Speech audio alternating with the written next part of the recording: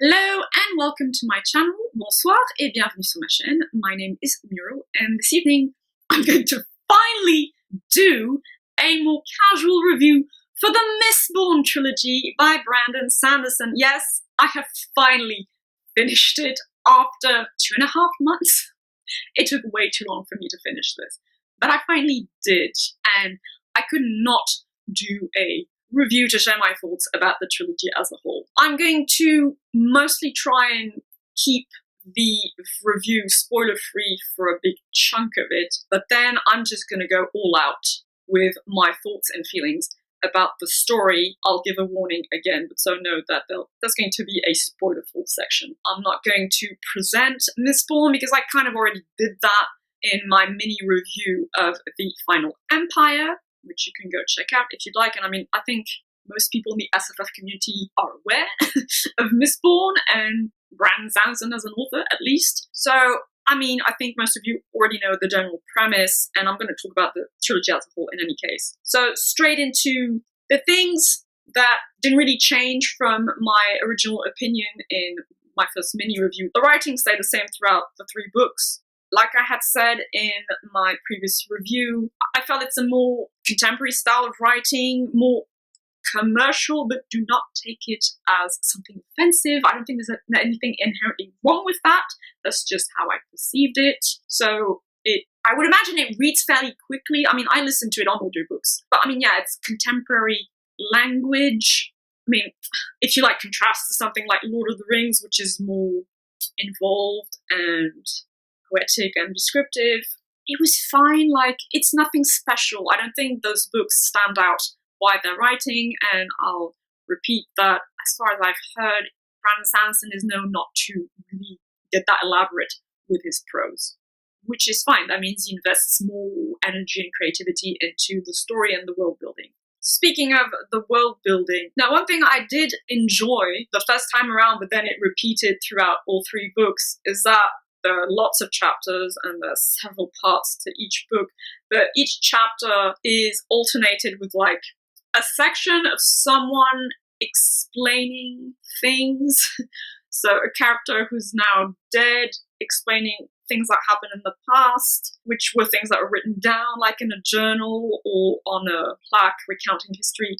And I actually like that formula. It helps to, well, prop up the world building, and sometimes it does get a bit info dumpy. I saw some people complain about that because it does get repetitive after a while. It's like, yeah, we already know that, dude. Why are you repeating this? I didn't think it was that much of a problem in those sections. What I will say, though, is several times within the main narrative, you'll have characters waxing poetic about events that only happened like a couple of years back, because like the main story is spread out over 5 years. So you'll have Vin or Elend thinking about things that happened 4 or 5 years ago and just like basically recapping what happened in books 1 and 2. But that happened more than once, and I was like, it felt almost a little condescending, like, bruh, I remember what happened. I don't really need my TV series like recap.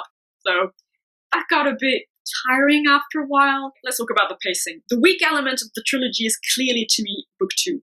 Book 2 was straight up boring. I'm just going to say it. That's why that one took me so bloody long to listen to, because I feel the whole bits of it where not much happens. Like, there's a siege, there's a siege, there's a siege, there's still a siege, and then, like, say, is it going off to teach things to people and trying to figure shit out with, like, the Inquisitors and stuff. The page count was not warranted at all. So, weak link. No question about that.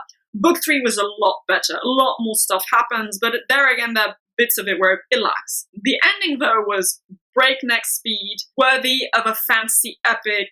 So I did like that. I liked the fact that there were, like, side quests, or I mean, side narratives with secondary characters. Main one that comes to mind being Spook. I actually enjoyed that. So yeah, pacing wonky in places, but I already said that in my mini review of The Final Empire. There are long stretches where not much happens and it's fairly introspective, but then you'll have these intense action sequences where things are going 1,000 kilometers an hour with the Allomancy, and it's actually fairly hard to follow on audio. But I did get used to it after a while. I was actually fairly happy with the characters as well. I did get attached to them, and yeah, by the end, you know what? I was a bit moved. I didn't quite cry, but maybe if I'd been a bit more down, I would have shed a couple of tears. I was like, yeah, alright, you bastard, you got to me. Good on you. So, yeah, I cared about the characters. I do think Vin's character development is fairly well done. It's convincing. It's very rewarding to follow. Ellen, I was a bit less sold on, and I'm still not entirely sold on that couple, especially the way it got created. But again, that's something I remarked upon in my review of The Final Empire. The way they got together felt a bit insta-lovey to me. Afterwards, the couple was a bit more convincing. They were the power couple, basically. So, yeah. I really liked the character of Sazed.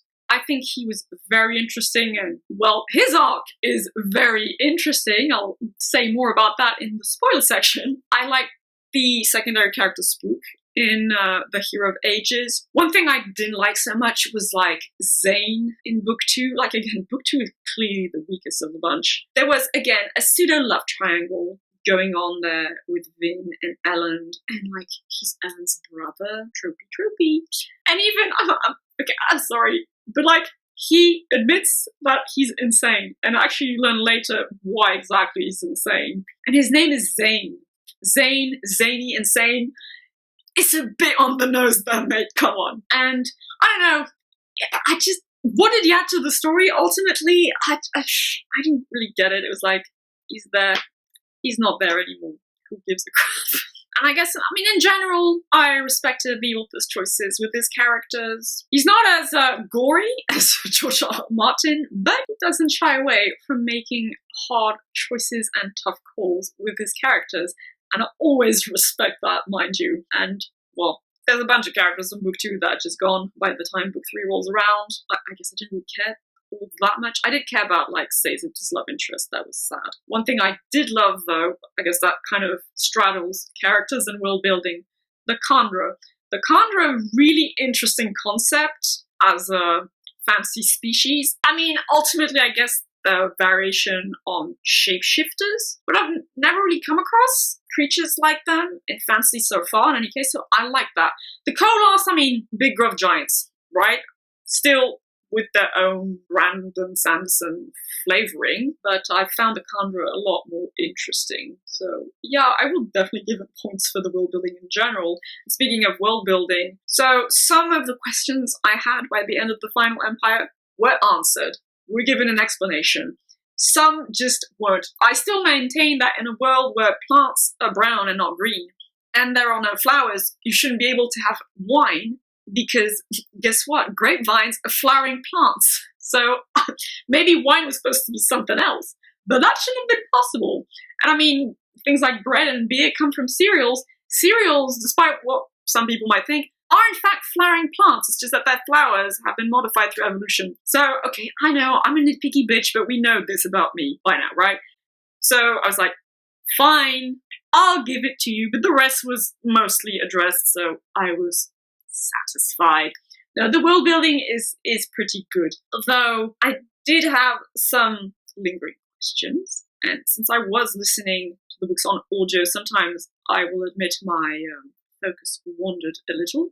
So I went on the internet to dig deeper, because I really like to get into my fantasy world building. So I discovered things that are actually published in other books that give a bit of background information, because, I'll get to that in the spoiler section, but background information on the events of the Mistborn Era 1 trilogy, which helped to clarify some things. I guess technically I shouldn't have to do that, but thinking about it more objectively, you have all the information you basically need in the trilogy. It's just I wanted more information, thus I went to seek it out. So yeah, good world building, like I said, with the species, the magic system. But I've said all there needs to be said, really, in my first review. Allomancy, and then Furukami and Metallurgy are very original magic systems, and Brandon Sanderson is known for his magic systems, as he should be. He deserves that 100%.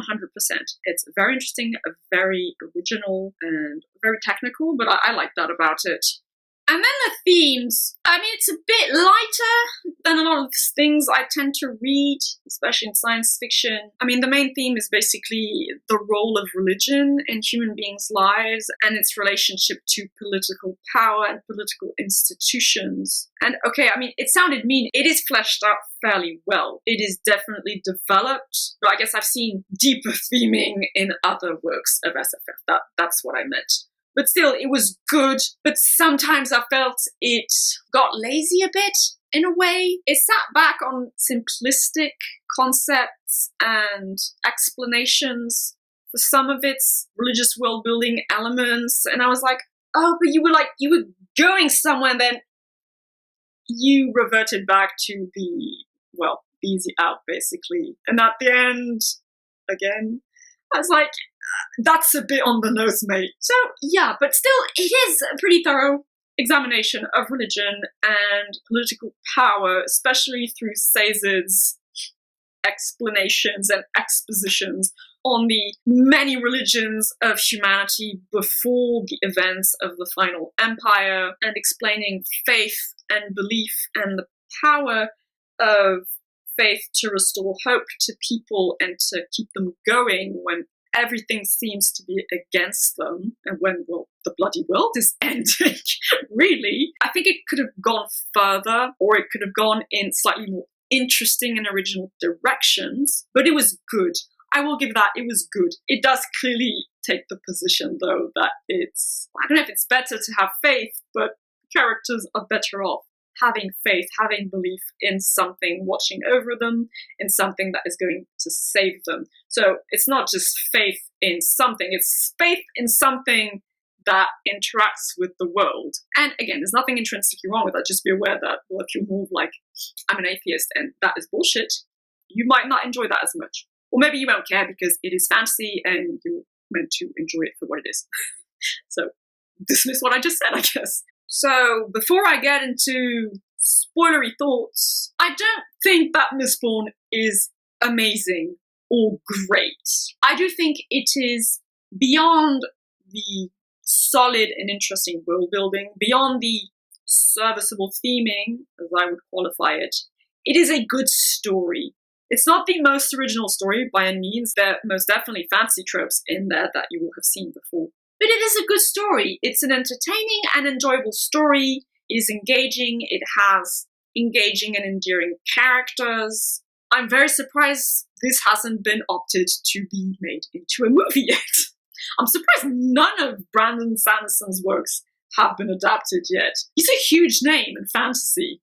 So what's up with that? I mean, I don't know. It's weird, right? Or a video game, like I said in my mini review of The Final Empire. This could easily be made into successful movies. I give a solid 7 out of 10 to the entire series. I enjoyed it. I don't know that I will be rereading it. Certainly not anytime soon, especially given how long it took me to listen to it. That being said, I will be trying something else by Brandon Sanderson. I've been convinced by reading Mistborn and by looking into like the world building of the Cosmere more generally to get into the Stormlight Archive. I'm a bit miffed that it's not a completed series because I already have that problem with my beloved babies here. But you know what? Screw it. I'll do it. I'll get into the Stormlight Archive because some people say that if you were lukewarm about Mistborn, not even sure that I'm technically lukewarm, but I'm certainly not a super fan of it. But if you were lukewarm about Mistborn, you will enjoy the Stormlight Archive a lot more. Because I think Mistborn were like the first books written by Brandon Sanderson or among his earlier works. And so the Stormlight Archive is more polished and on a grander scale as well. So yes, I will be giving those a try in 2021. And now, again, spoiler warning, I'm just going to go all out on my thoughts about specific events and, well, plot developments for the series as a whole. So that ending, I was actually, again, cookie to Brandon Sanderson because I was not expecting that. César being the hero of ages. I was like, well, congrats, you actually surprised me there. That's a twist I did not see coming. I was really, really sure the Vin was going to be it. I'm a bit conflicted about it though, because on the one hand, I'm like, I really love César as a character. I actually think he's my favorite character. The scholar, the nerd, basically. Yay, and the whole play on words with like the gender neutral because he's neutered.